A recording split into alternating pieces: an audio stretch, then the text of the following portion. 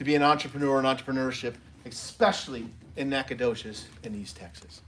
I'm a firm believer in the definition of entrepreneurship being the pursuit of opportunity beyond resources you can control. So that being said, every single person in here is an entrepreneur in one way, shape, or form because you're pursuing opportunity. You're wanting to learn more. You realize there's some things you can't control. And tonight, that's marketing. There's lots of ins and outs and things that, wow, some of our just younger generations get better than we do. Right? But luckily, we have a fantastic panel this evening to be able to kind of give you the insights, the know-how, tools and resources that you're going to need to kind of help on your marketing journey. And another cool thing that we have here, as well as some other kind of community resources, if you're not aware, here at SFA, we have the Small Business Resource Hub, which is purposely set up to help you, the community.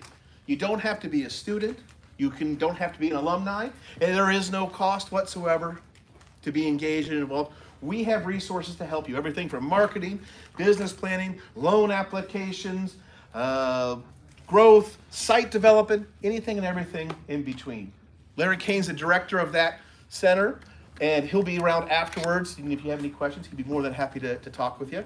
But I know you're not here to really talk and listen to me, so I'm going to turn it over to Dr. Jason Reese, Associate Dean here at the Russia School of Business, to kind of introduce the panel and get this conversation going. Dr. Awesome. Reese? Thank you. I'm going to stay seated if that's okay, because it'll be a long night if I'm walking around. But welcome to the College of Business. As I said, I'm the Associate Dean here at SFA in the Nelson Russia College of Business. I'm also the MBA Director, so if you're interested in extending your education into a Master's of Business Administration, let me know. But that's not what we're here to talk about. Today, kind of the purpose of this business development series is to provide you, the community, opportunities to learn more about advancing your business in a variety of different ways. We hold a variety of different series events throughout the year. This happens to be our first for the year. And we thought, you know what, how do we want to kick it off? And we thought marketing. So the whole purpose of this event is so that you can walk away with something tangible. Like we're going to talk, I am going to talk some very high level to introduce the topics, but hopefully what our panelists will be able to do in their conversation, and then even afterwards having one-on-one conversations, is something you can take away and actually implement tomorrow, or at least get you started to implement that tomorrow. And I think the best way to do that is to hear stories of what's been successful for our panelists, but then also other things that they've seen out there. And so most of what today is about is providing you resources. So with that being said, Matt Smiler just mentioned a Small Business Resource Hub here at SFA. There are other resources available to you as community members. The Small Business Development Center at Angelina College. Cassandra Stokes here to represent them. Afterwards, I mentioned a second ago, what we'll do is we'll have little breakout sessions, and one of the opportunities for you to go and ask questions of these different resources. So Larry Kane, Cassandra, Trent, I think I saw come in with Communities Unlimited is here as well to talk about that. So Trent, I haven't told you this, but you're going to go outside at the end. Everybody's going to follow you out there. And then also Mary Frances Bradford from Nedco is here as well. So lots of resources for you.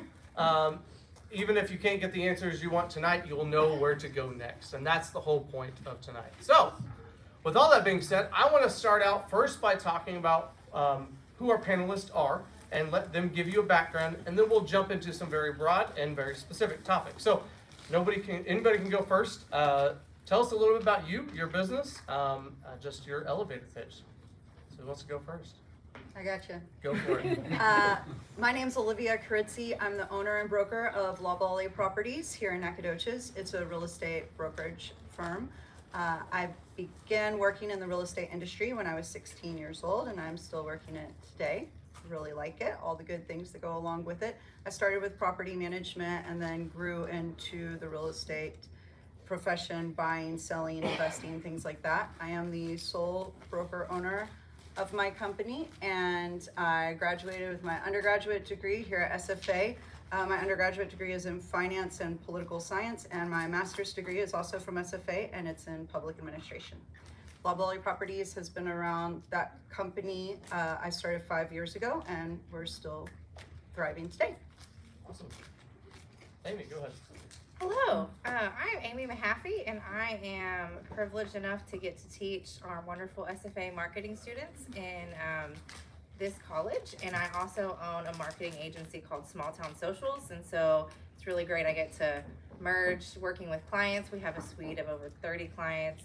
We do social media management, website development, Google Ads, you name it. And then I get to kind of merge that with the classroom teaching. And so I get to kind of take my two passions of helping small businesses and then bring it into the classroom. And so it's been a really great experience. We started as a social media marketing agency, hence the name, Small Town Socials. I started all by myself. I was before that working for the city of Nacogdoches as the communications director, and before that I was working in the nonprofit industry and with 4-H and youth development at Texas A&M, doing all of their marketing and promotion. And all of these experiences have kind of merged into what you see today. I started with myself and then added a few team members, and now we are full scale marketing. We have over 10 people on the team. It's really great. And we're able to service clients in what we like to call customized marketing strategies.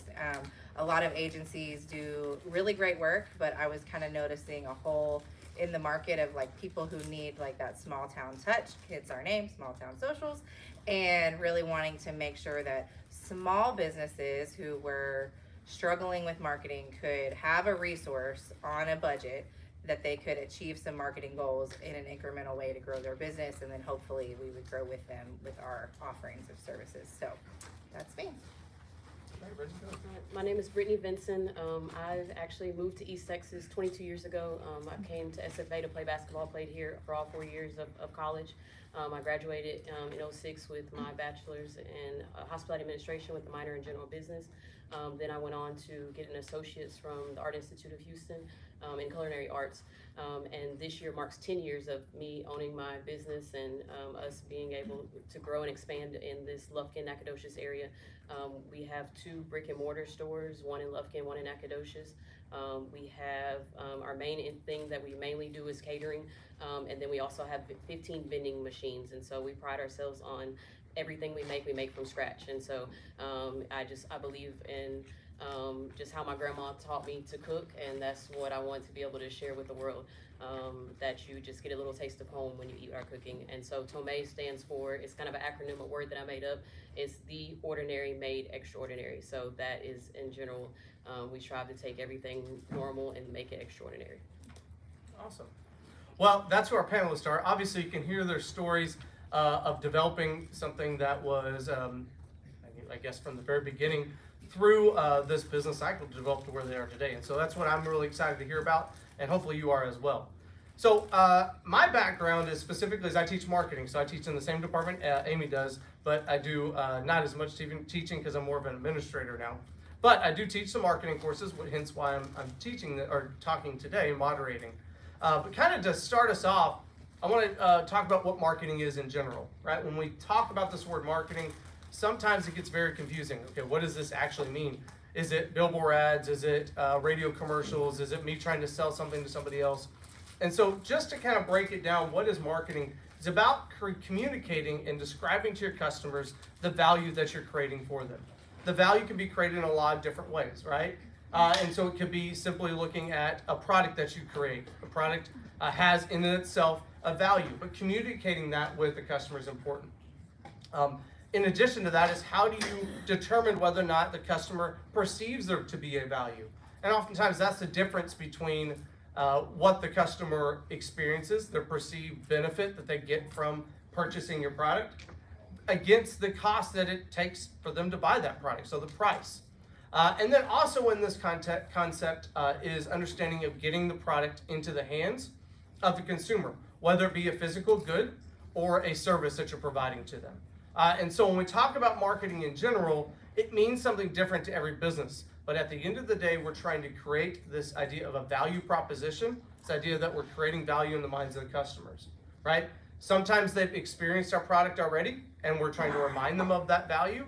Or maybe they've never even tried it before. How do we get them to that point? And so that's kind of where I want us to kick off, and feel free to jump in when you feel like it, with our first questions about kind of what is marketing to you in your business. So just a general question. How do you view marketing, and why is it important to you? Brittany, you want to start us off? I see marketing as just as an opportunity to share your story with the world. I believe that how can you solve somebody's problem is how I'm going to express marketing. So how can I solve your problem with food? How can I make your life easier? How can I take a load off of you where you don't have to even think about what you're going to eat for dinner, what you're going to take to that next meeting, or what you're going to, in essence of food. And so what problem am I going to solve is how I think of it. It's just an amazing opportunity to share your story with the world. So that's how I view marketing. Jamie? I think for me, I teach my students this a lot, that the part of marketing that we think of first is the stuff that we see as consumers, like the billboards, the ads, all of that.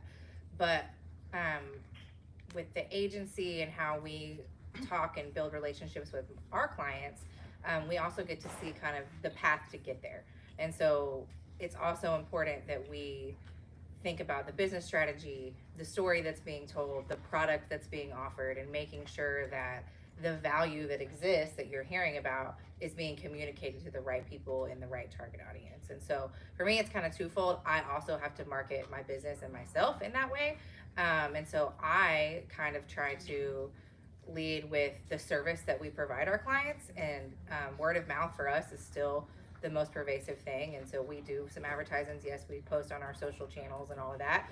But at the end of the day, a business owner telling another business owner, this is the person you should have that should help you, is still the most valuable piece for me. So for me, marketing is showing other business owners how they can do the best marketing possible and providing that service. And that in turn, hopefully helps us grow. So for me, kind of going with what you're touching on there, marketing is for real estate. Whenever we're selling our product, we're selling a product which is someone else's product, essentially someone else's equitable asset, but we're selling a service to sell a product. So we're doing a little bit of both of those things, where we're promoting or marketing our service, but we're also promoting or marketing a product. So it's a general promotion of ourselves as individual agents and also of our company. So I'm kind of bringing it into this real estate world of where we market, right? And part of our thing is marketing for a living. We have to understand this process, and we're really a facilitator and things like that.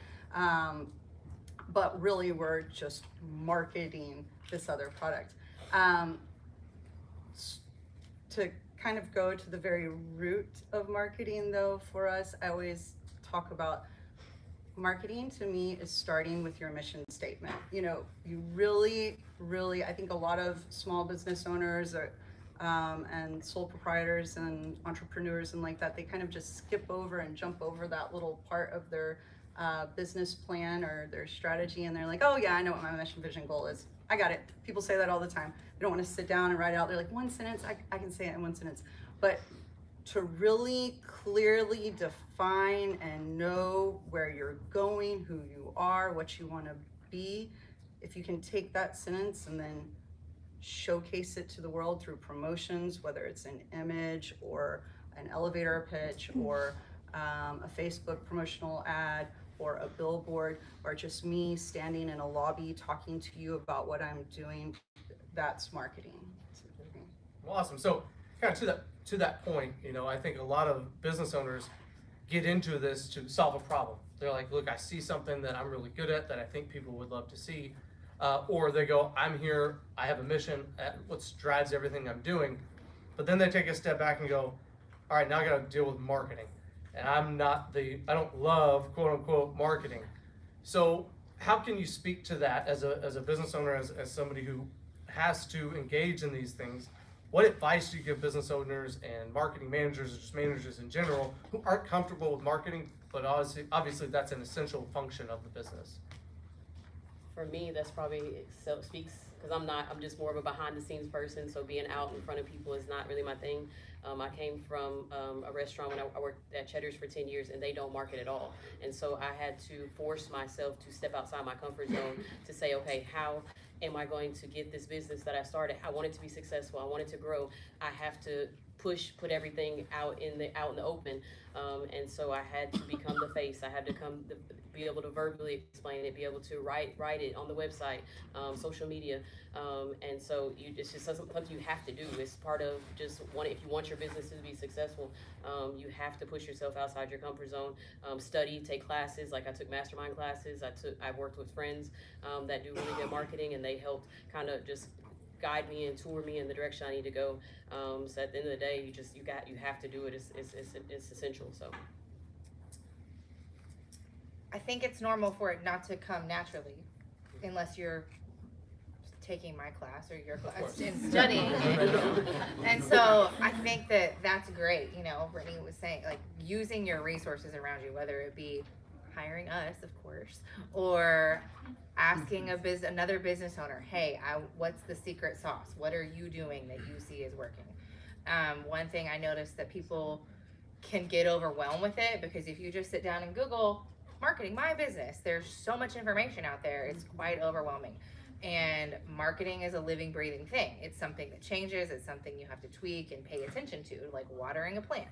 And so if you just go, okay, well, I did this marketing thing and it's not working, I don't know what to do.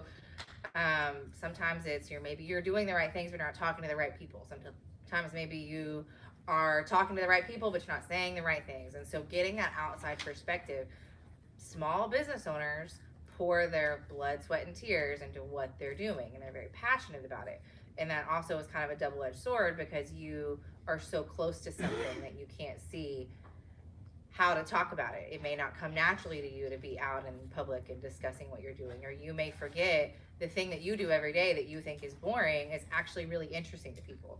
And so getting that outside perspective, whoever it may be, that looks at what you're doing, how you're talking about your business, even the business itself, how are we perceiving? I tell clients all the time, you can have the most beautiful billboard and the most wonderful marketing in the world, but if someone walks into your business and somebody on your staff is rude to a customer and they leave, marketing won't help that. And so really figuring out how all these pieces fit together, and it's hard to look at things critically like that, but finding a trusted friend, somebody who can really help you be a resource, and not thinking that you have to try everything all at once is also really important. And over time, if you're paying attention to that as you go, you'll find a groove, and you'll be able to figure out like what works for you. I think it's really interesting that you were talking about Cheddar's and saying like kind of your thing was to just do the thing that you do and not really market yourself, and Cheddar's doesn't really market itself. And I think that's probably the plight of a small business owner who's not really into marketing, right? Is like, I know I have this skill set and I know I have this talent, and I'm just gonna go do it, and then my work's gonna speak for itself. But the question is, how do you allow your work to speak for itself, right? Like maybe you start with your friends and then you kind of build out your customer base from there, but you had to do something and provide them something, whether you give it to them for free or give it to them for a discount, and then hope that they push it out to the next person. So you're still marketing, you're just marketing a little differently. But for Cheddar's, for instance, and even for you with your Tome, and one thing that we do,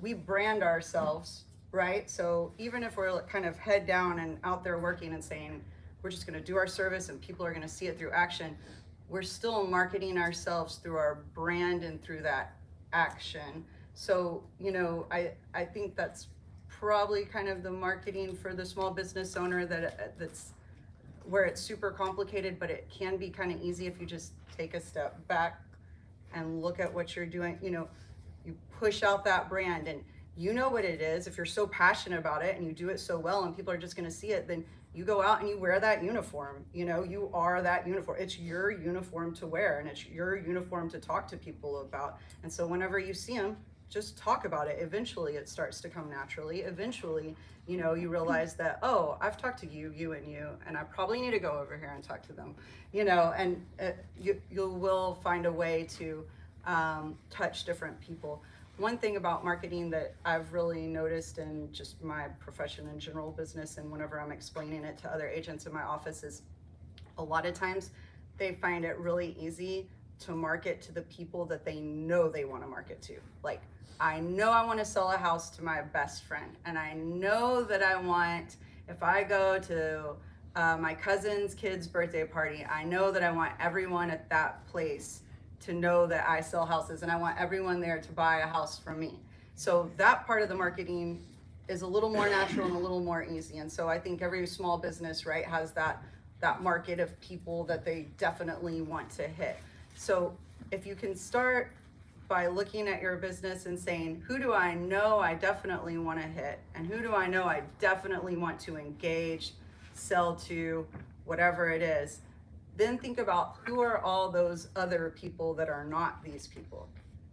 And that's who you want to build a marketing plan for and towards, and with the assistance of small town socials, like I do. So to that point, let's kind of shift gears and talk about customers, like understanding who they are. So think of this concept of the markets, all right? We've got a geographic region that we're in. Let's say it's Nacogdoches, Angelina County, whatever your geographic market is. And you've got a lot of people that live in that area that could potentially be your customer. How do you go about making a decision on who they are? So one way that we do this in marketing is this idea of breaking down the market, the geographic market, into different groups of people to try to understand who they are. This is called market segmentation, or creating market segments. The good thing about market segmentation, or creating these segments, is it gives you bite-sized chunks of people based on common characteristics. The problem, or I guess the thing that you have to be aware of, is that you cannot be all things to all people. What that means is your product is not going to satisfy every single person in the market. Therefore, you need to have a more strategic approach in trying to attract different groups of people. And that's why market segmentation comes into place. The problem is there are people with lots of different lifestyles, with different income levels, with different attitudes towards your type of product, etc. And so how do we become strategic about understanding who our proper customer is, or who we can actually attract the most appropriate? And so that's our question. We'll start, Olivia, you've gone last every time. I'll make you go first now. Okay. So, so who are your customers? How do you define who your customer is? Ooh, you know who I have to answer that question for also is Facebook. Whenever, Yeah. whenever I do a little boosted post, they say, who do you want this to go to? And then I pick it all out and it's all great. And they're like, you can't do that because that's discrimination in housing. And I'm like, dang it. But so my customers are people who want to buy or sell their home, right? That's how I start. Broad group of people. And then I start narrowing it down. People who want to buy a home in the next year, people who want to buy a home in the next 6 months, and people who want to buy a home in the next 3 months. So kind of tailor it down by urgency, right? And then that tells me how I would expect to, or where I would expect my income to come from, right? And then I want to hit them that way. If I'm looking at my plans for what am I going to do for my first quarter goals, then I'm going to look at the people who want to buy or sell a home in the next 3 months. If I'm looking for the first half a year, I'm going to look at the people who want to do it in the next 6 months. If I want to do it for the year as a whole, I'm going to look for them all together. So for me, and the way that my industry moves, I kind of look at my markets based on, or my clients based on my goals, and I combine those two efforts. If that makes sense. Yeah. Is that good? Okay. So for us, it's unique because you heard me say my ideal customer is a small business owner, but that can mean a large scale business like the Fredonia Hotel, who is one of our clients, or a smaller business that maybe just has a few people on staff or just starting. And so for us, it's about providing value for that business owner, meeting them where they are, right? So very similar to selling a home, you have people that are in different price points. And so figuring out what provides them the most value is important. That can be a little bit challenging because those people that have a big budget versus those who are on a shoestring for normal reasons, they're starting a business, because they need very different services. So it's been important for us to be able to tailor that in a way that makes sense for each person and that it gives them the most value at that time. But for me, I also have to think ahead a few steps because clients change their minds, clients, circumstances will change. Typically, if we lose a client, it's because they maybe changed their business model, maybe they've gone into a different direction, maybe they've moved, something like that. And so for me, it's always about looking ahead a few steps and figuring out who that ideal client is, while also not leaving behind the clients that maybe aren't ideal. Everybody will say, well, my ideal client has a huge budget and it's this and it's that, and this is this big, large scale thing.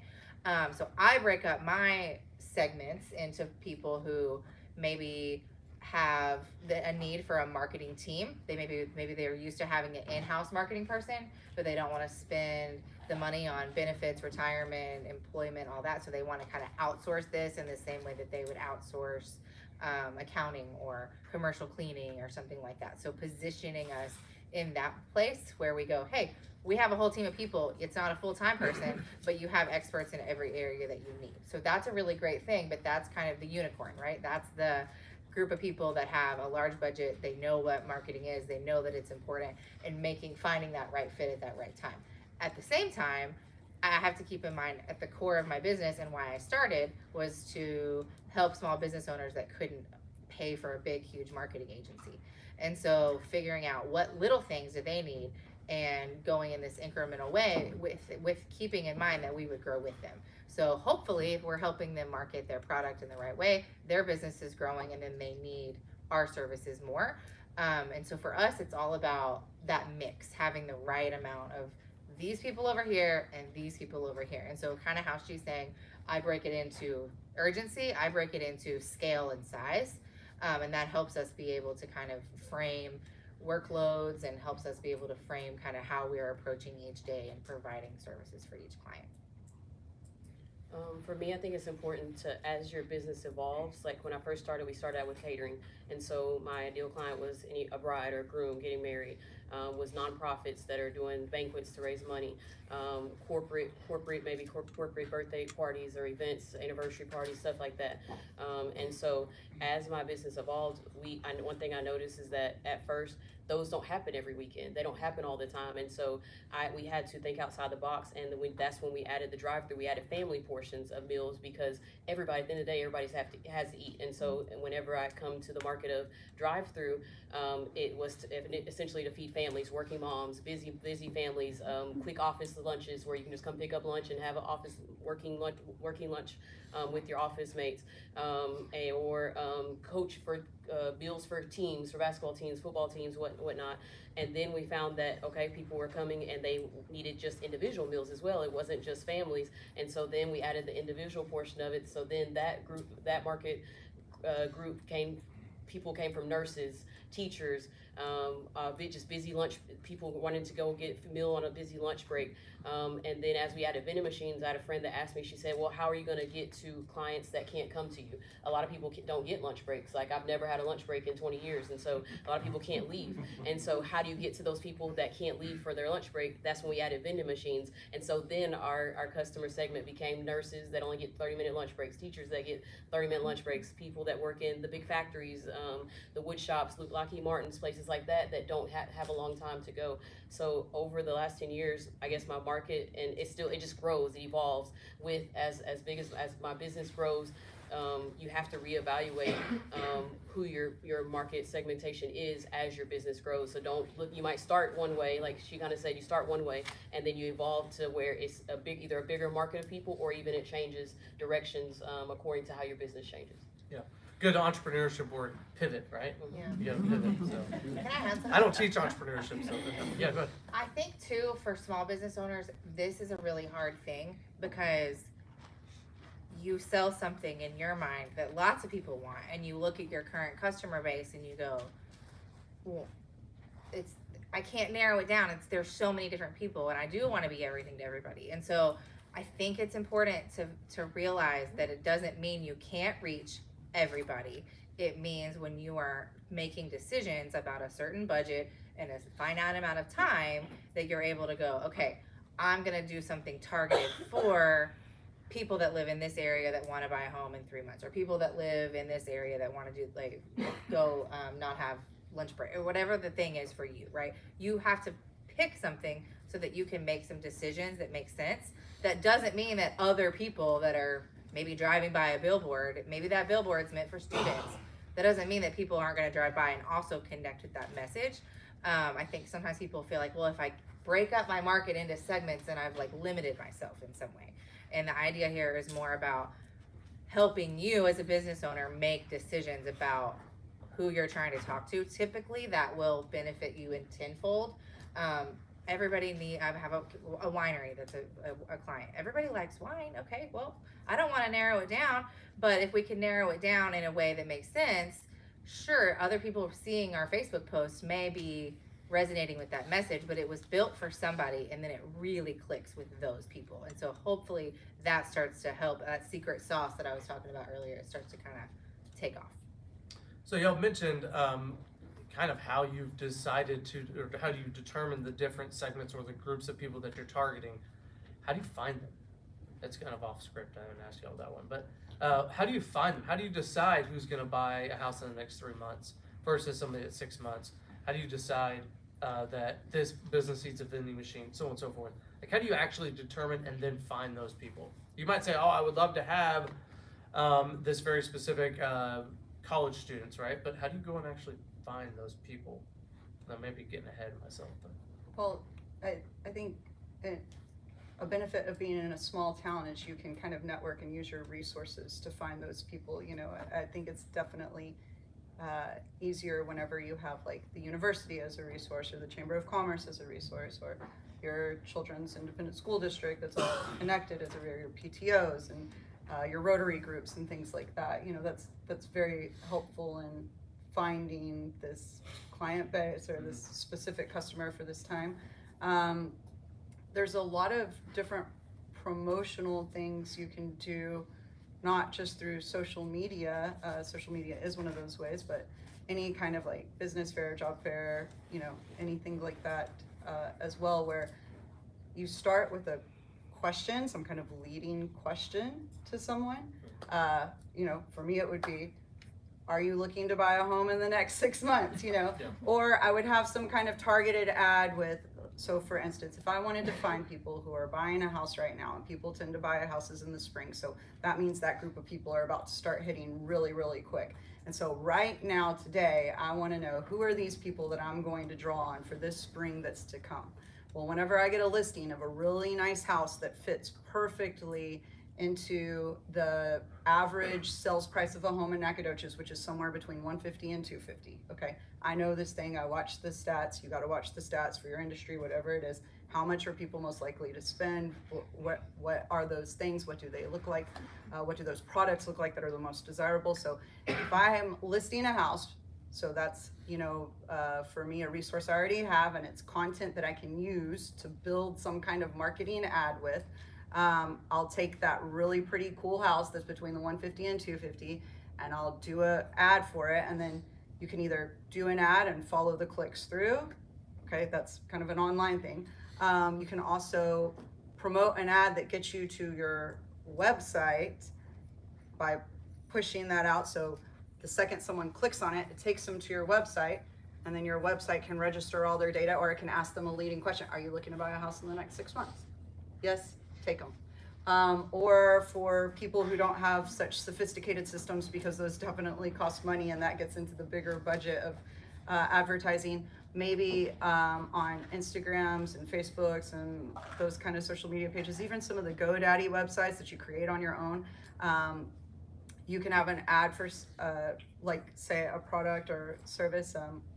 For me, a house for Jacob during storm seasons coming soon. It's going to be spring, April showers, spring, May flowers. Maybe you have a generator right now because you know that April's about to come and people are about to lose power. Like, are you afraid of losing power? And the second they click on it, it might not take you to this super sophisticated system, but you might get this automatic email from someone that says, hi, thank you for talking to Old Town Generator. Is there something I can help you with?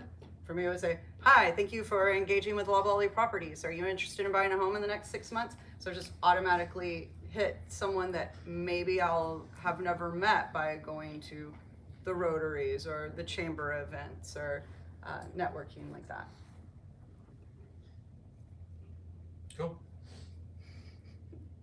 She answered it all. You know. I mean, that was good. I think too, figuring out where your people are is a challenge, but also looking at who you have. So we've experienced a lot of growth in a way that isn't 1,000 different new clients. it's been current customers coming back for different types of offerings. So we've had to kind of expand what we do. And it's easier for me to keep a customer than it is for me to go out and get a new customer. And so that's another tactic that you can consider. Hey, you know, I think Dr. Reese said at the beginning, reminding people the value that you have. They already have a relationship with you. They already know you. Maybe they've gone into a different direction in their business or whatever you're selling, and you just have to keep at the top of their mind. I think people confuse social media with like, it's this magic thing.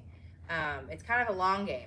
That's a place for you to tell your story. And so realizing that like, we have to think 12 months ahead of time and go, okay, I need to tell my story today because those people are watching, but also I need to figure out in the immediate future, can I get my current customers to be return customers or more frequent customers? And so it's a balance of all of those in my mind. And that's what we have found works for us.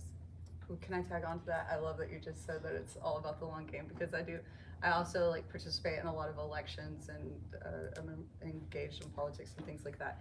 And one of the things that I talk about a lot whenever we're doing marketing for elections is today you're promoting yourself to be reelected in the future. So even if this is the first time you're ever running for county commissioner or state senate or president of the PTA, whatever it is, today, while you're engaging someone, you're not engaging them for their vote today.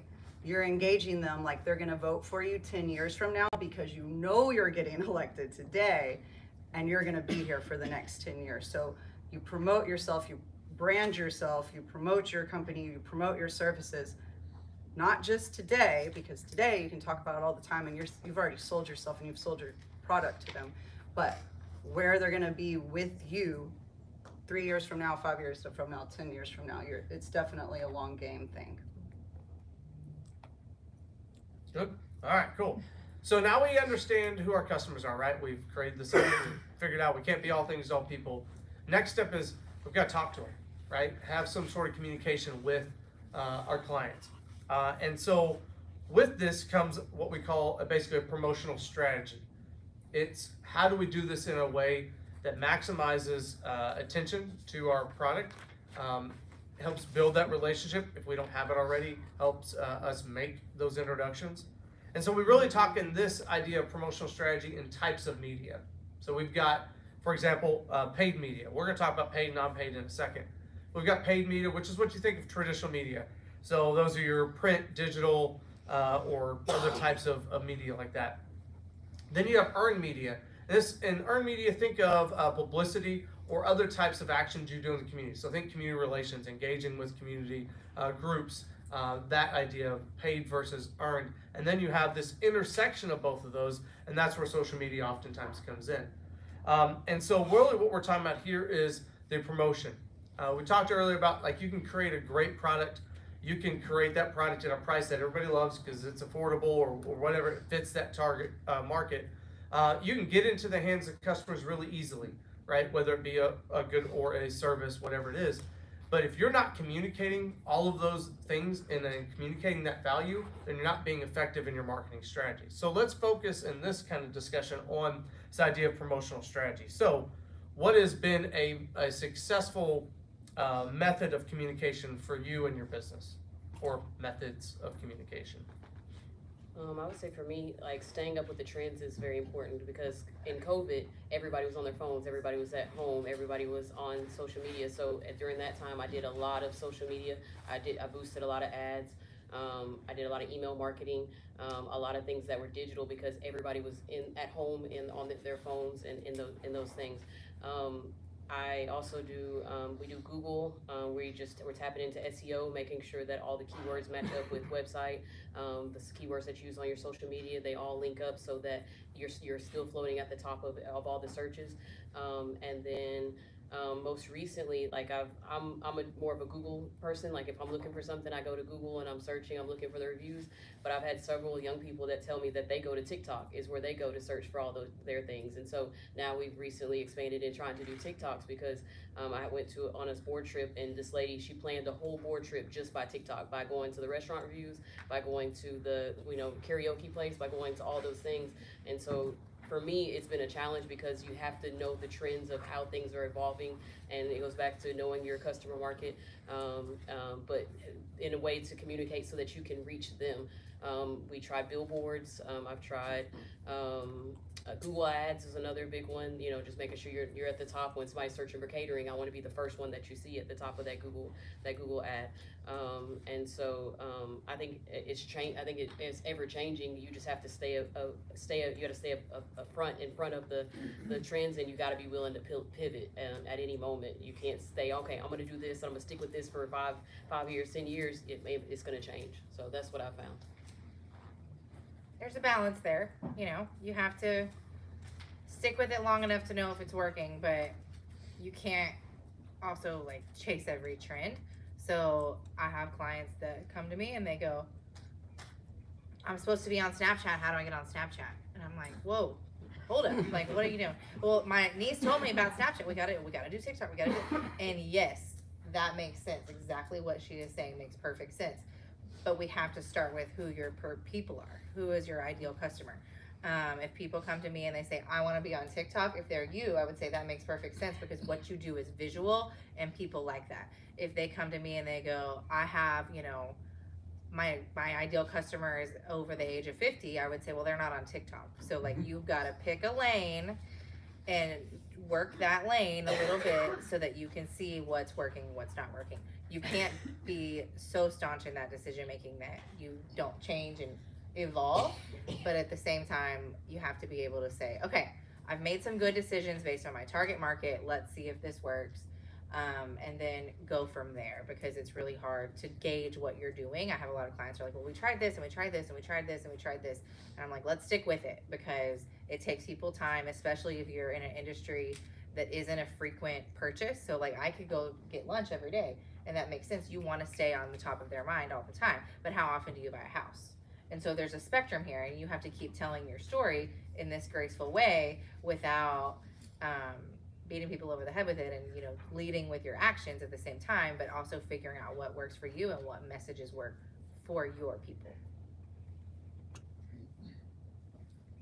Perfect. She answered it all. That was so good. All right. Yeah. Tailor-made.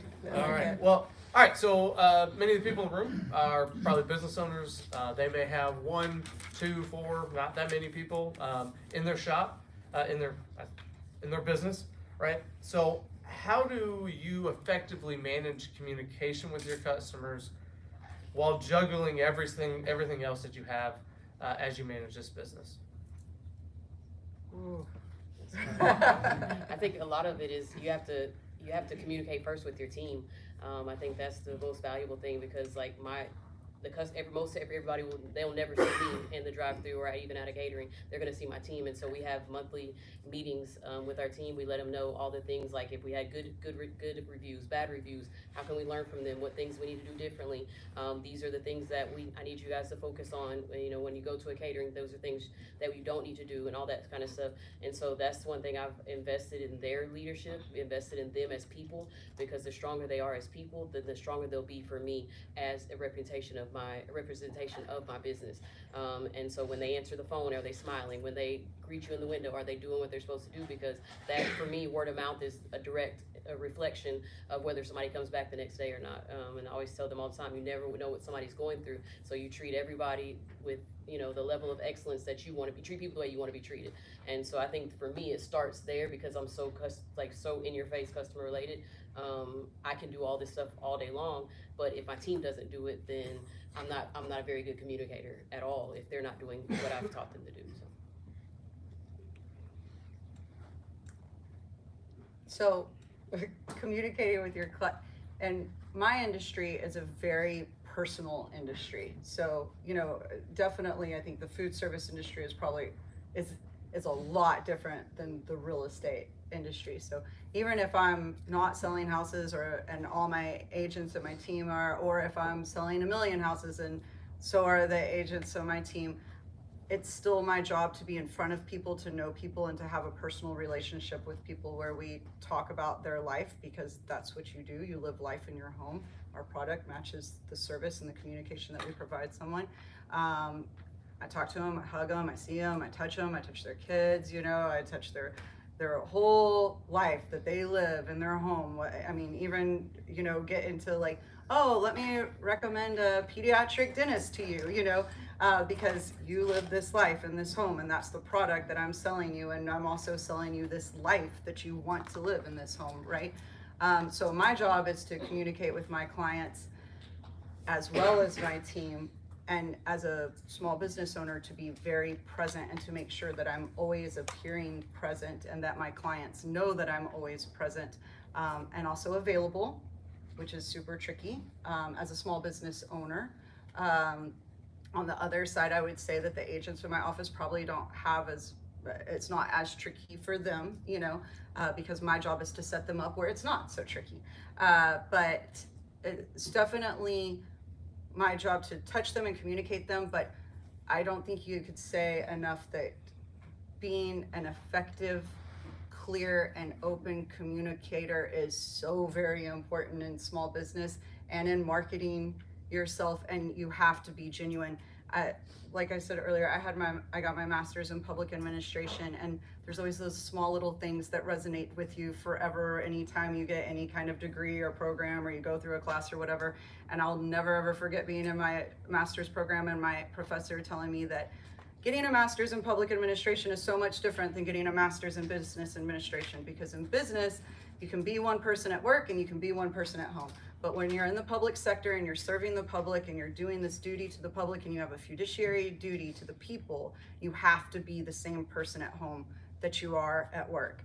And as a small business owner, even though I'm very much in the private sector, I take that with me every single day of my life and say, I have to be the same person to the public and to my clients that I am whenever I go home. And the person that they meet has to be this genuine human, especially since I'm in sales, this genuine human that explains to them everything I possibly can in the most, for this person, maybe the most regular language, everyday layman's language. For this one, maybe a little more intellectual conversation.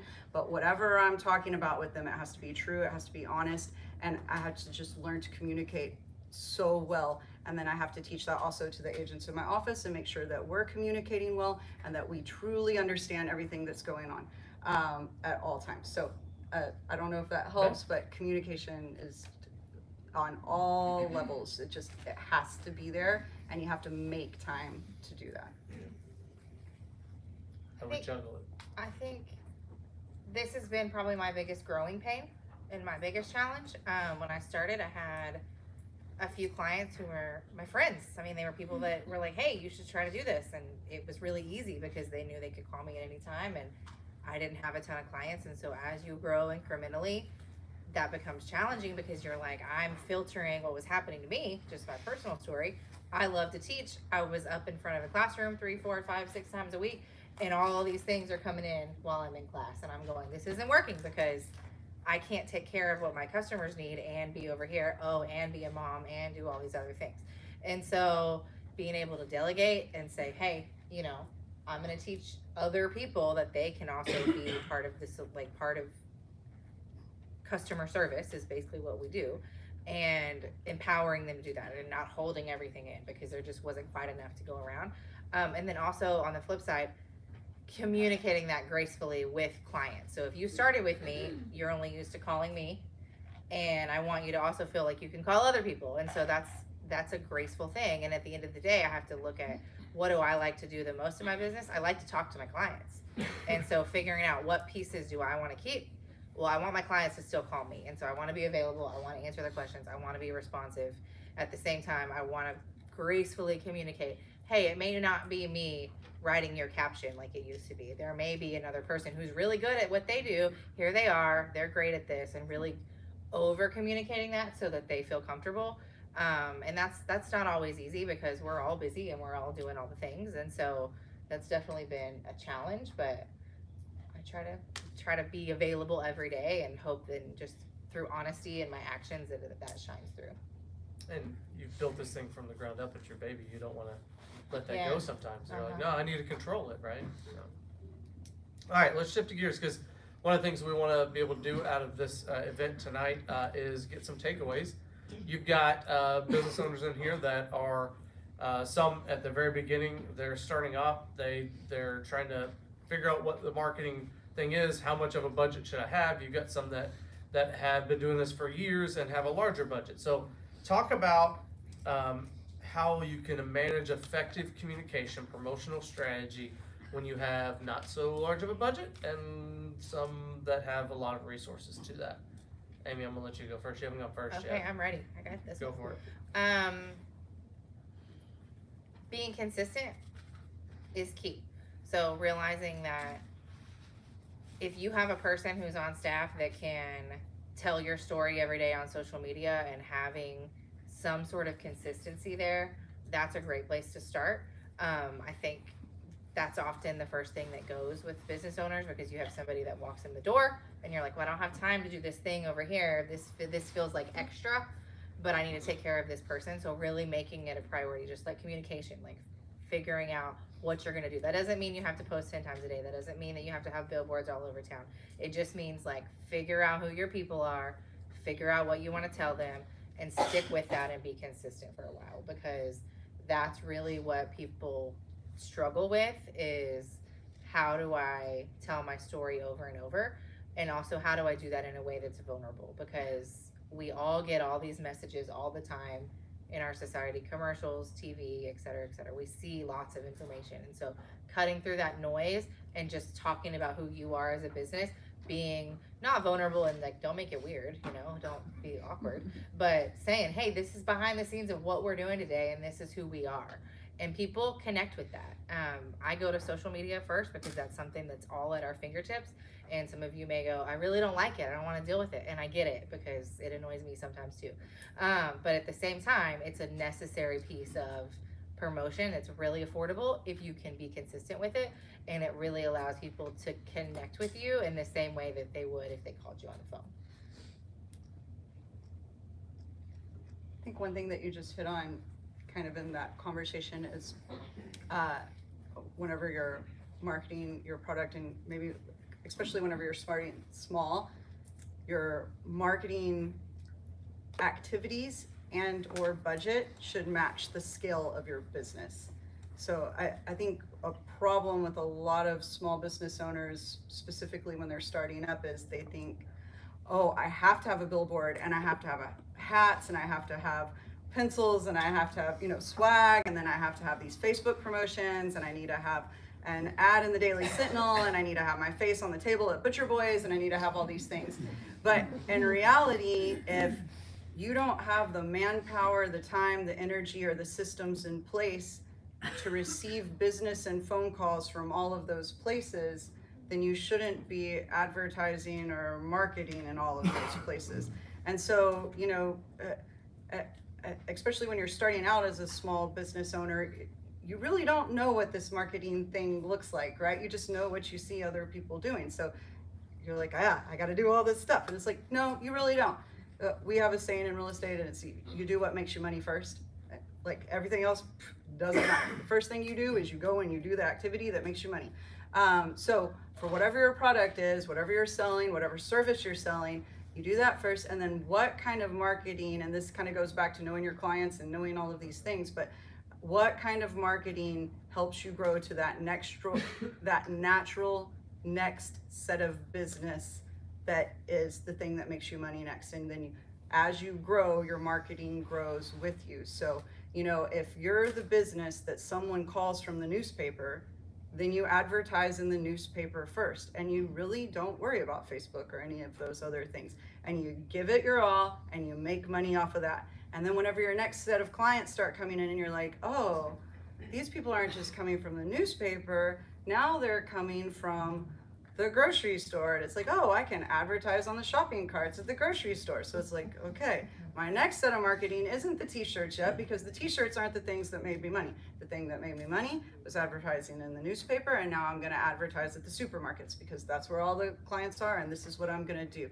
And you slowly build that marketing plan and spend that money at those places as it matches your client base. And then when you get to a healthy client base, that's when you start looking at the people you don't reach that we talked about earlier. and you start really spreading that marketing out all over the place. Because again, you don't want to market so vastly and so widely out there that you get more clients than you can handle, or that you can help, or that you have time to talk to, right? You want to make sure that you're still providing that service that you know you can provide someone. So make it match. Economies of scale, whatever you want to call it.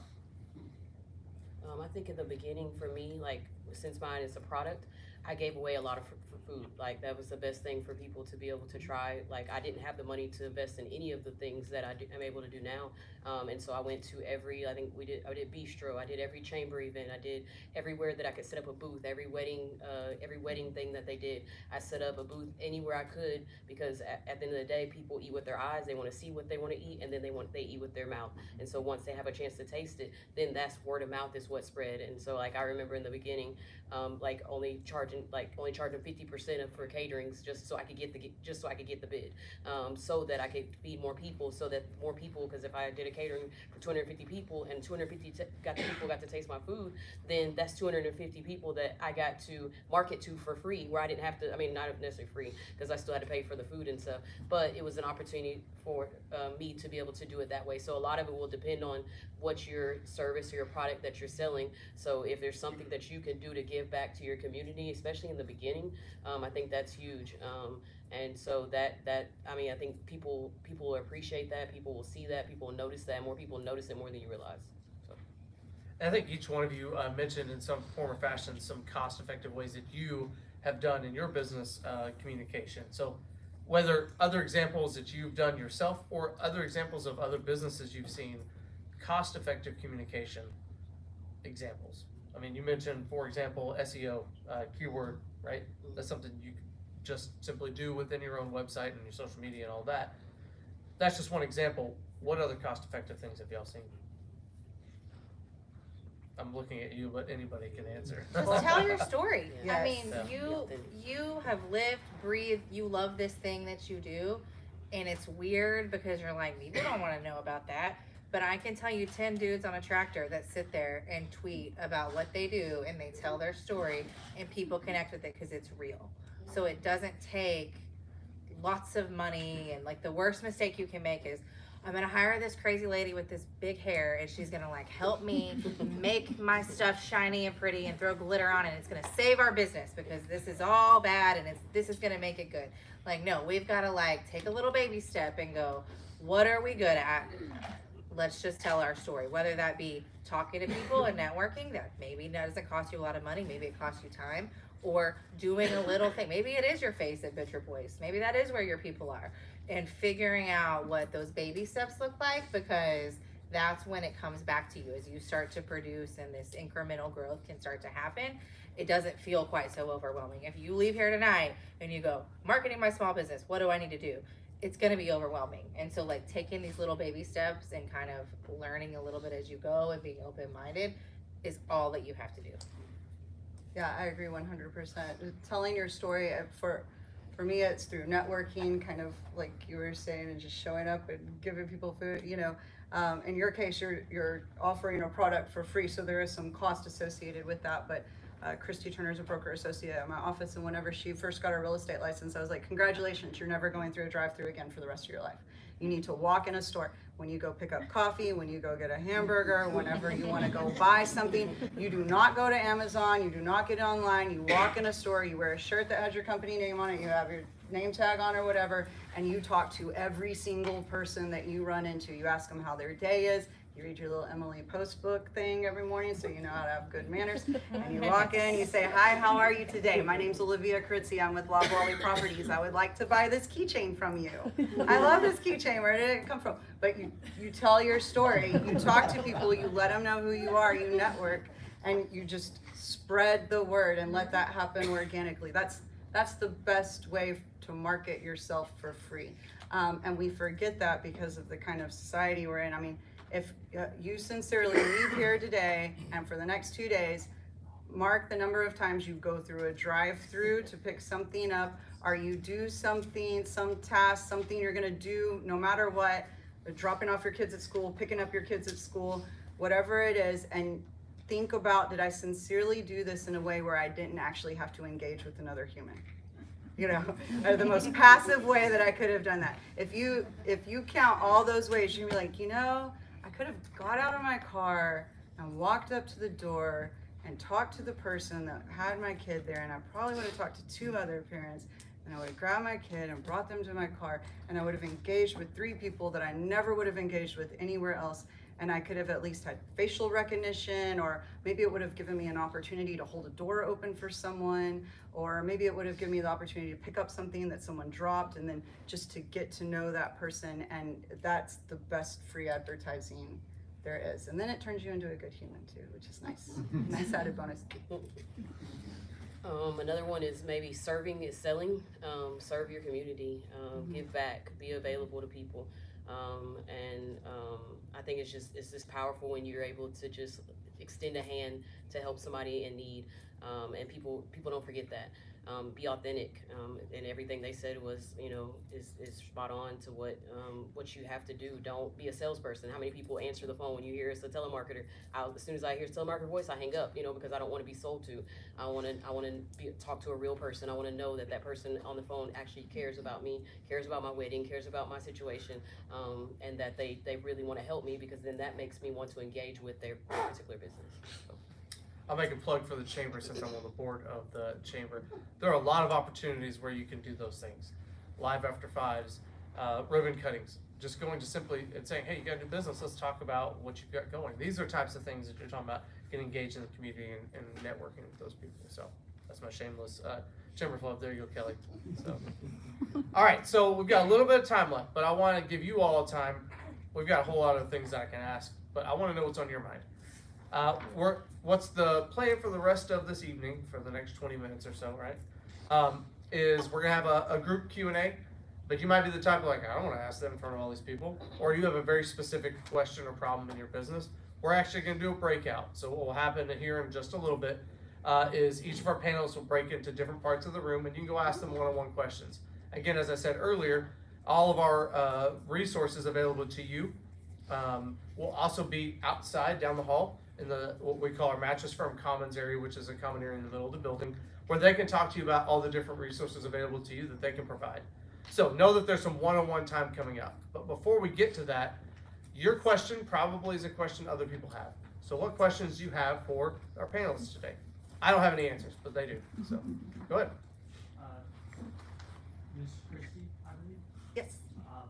Earlier you were talking about how you kind of build your customer's idea, or I'm sorry, head with the idea of like what their life could be if they bought that house, right?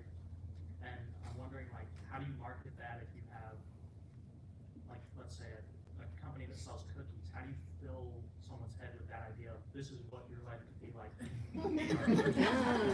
Right? So I guess, yes. Really the answer is look at other people who have done it well, right? So if, like when you asked me that just now, the first thing that I thought about is, well, what have I seen someone do where I saw a cookie that looked delicious besides those snickerdoodle cookies? So I walked by them and I was like, hey, snickerdoodles.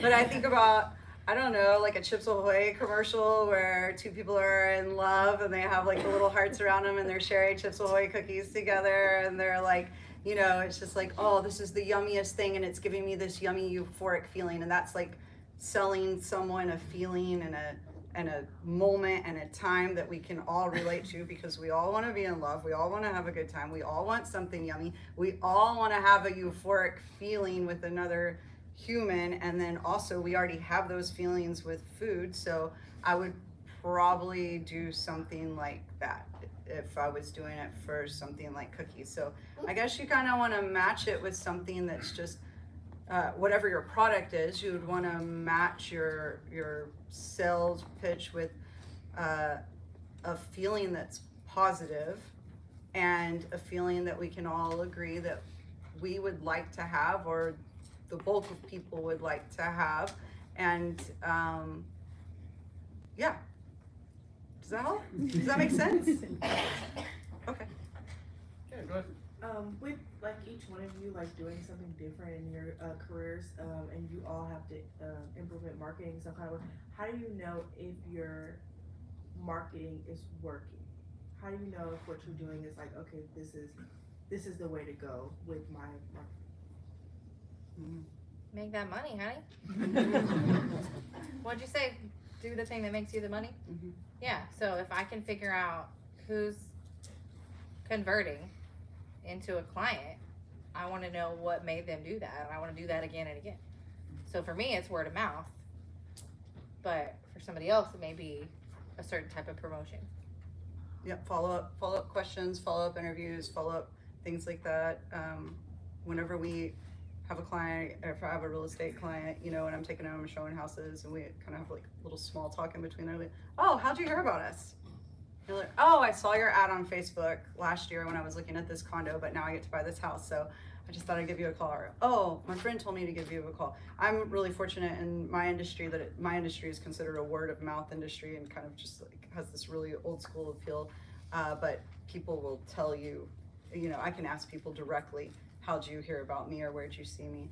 But as a business owner, you always have to be open and receptive to feedback however it comes. And you have to let people know that you're open and receptive to that so that they're willing to give it to you.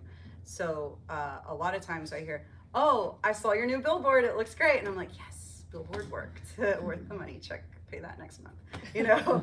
But if I have some other kind of promotion running forever and no one ever says anything and I never get to talk about it, and I'm like, I wonder if anyone ever saw that picture of my face on the table at Butcher Boys. If they saw me on the billboard, then surely they saw me on the table at Butcher Boys. And I probably won't do the table on Butcher Boys anymore, but I'll definitely do the billboard again because I listen to the feedback, and you know, I feel confident that people would share that with me. So I kind of, you know, follow what people tell me. When you guys are pushing out your message, how much of it is it call to action versus giving out information to get to the call to action? How much would you, like, percentage wise or ratio wise? I like this question. Yeah. Okay. So I have this little informal formula in my head, and there's 3 posts. There's 3 types of things, and it can be post, it can be a magazine, whatever. 3 touch points, whatever those look like.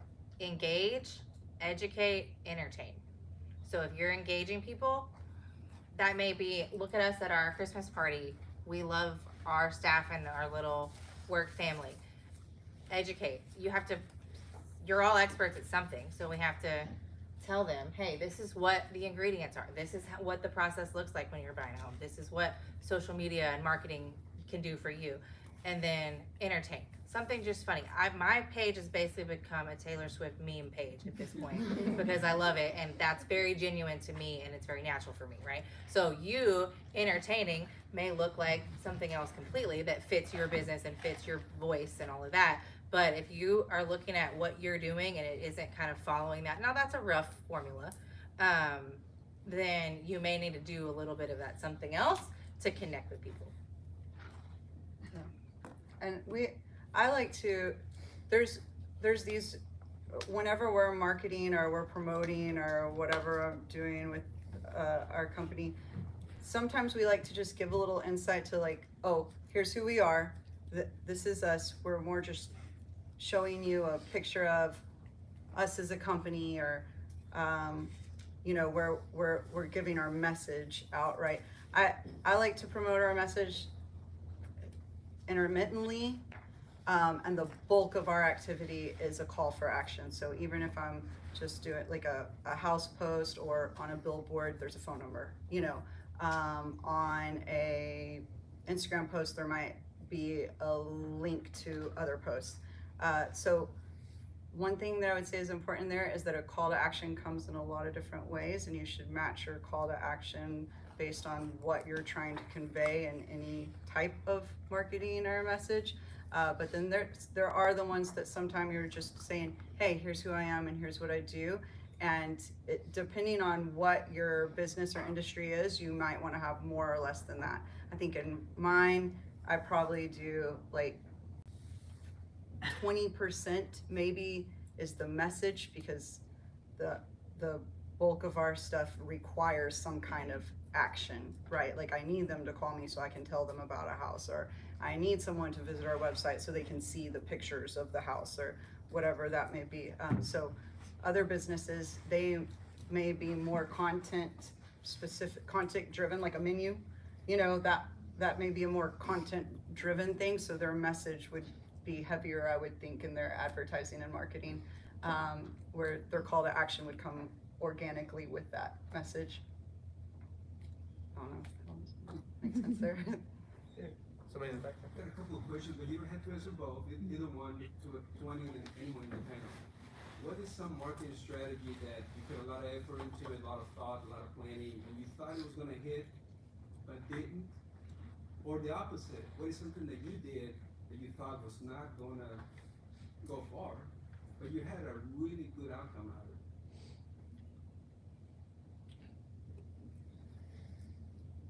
Everything we do is perfect.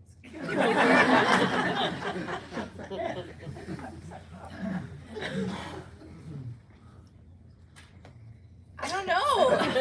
That's a great question. I think last year I tried Yelp ads for around here, and I did Yelp ads, set up the Yelp account, did all this stuff.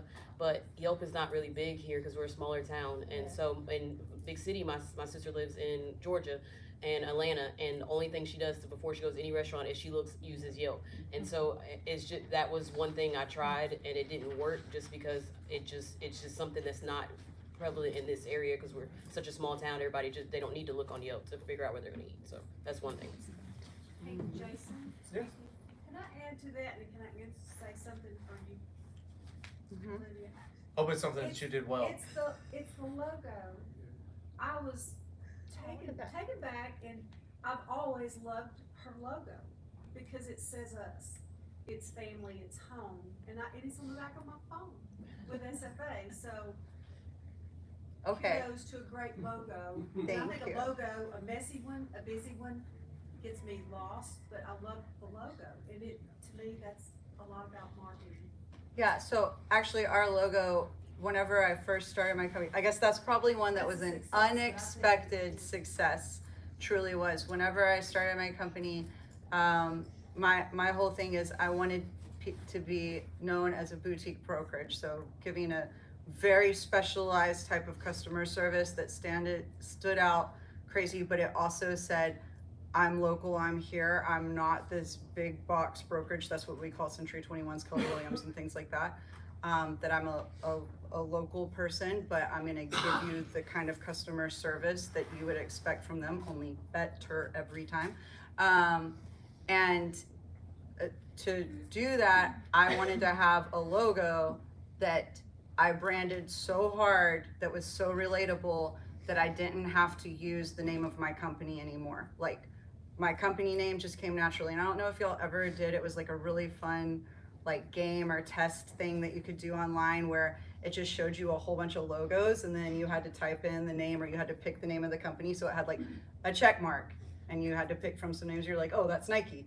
And then I had these two other little marks and you're like, oh, that's Reebok. I know that. But I always thought that was a really interesting thing that they had. I don't even remember if it's on social media or however I got to it, but you would see all these huge big name logos and then you had to pick the name of the company that went with it.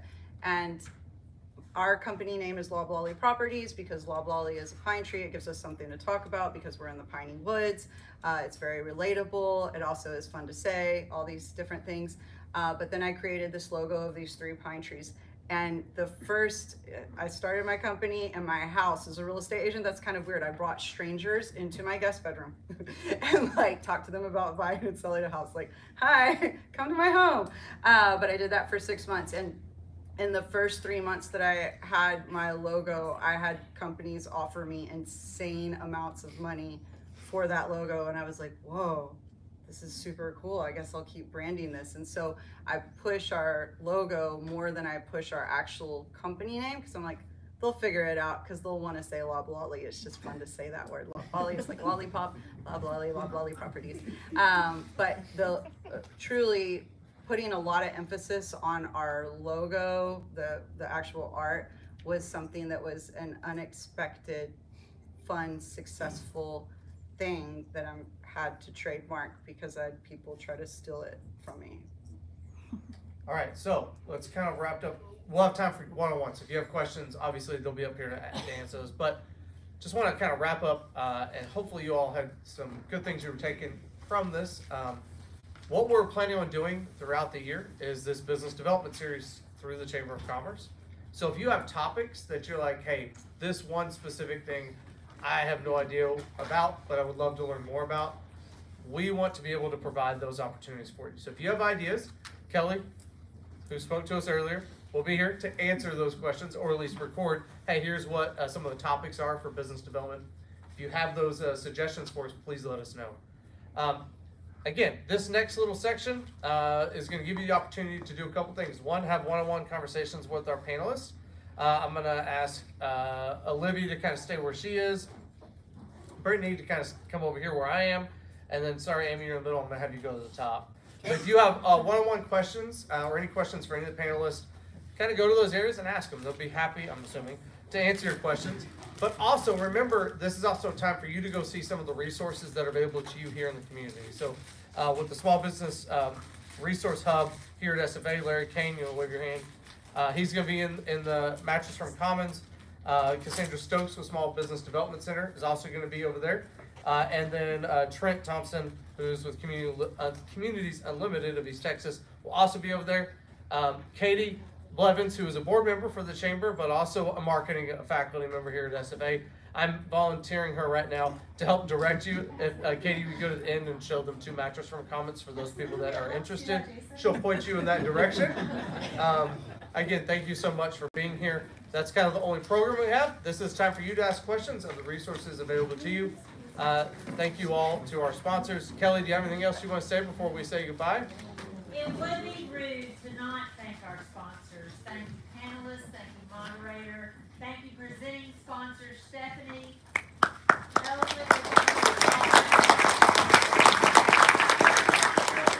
Nacogdoches Economic Development Corporation, ServPro of Lufkin and South Nacogdoches County, and Piney Woods Apartment Association. That meal was awesome. Thank you, Brittany. And hey, they paid for your meal.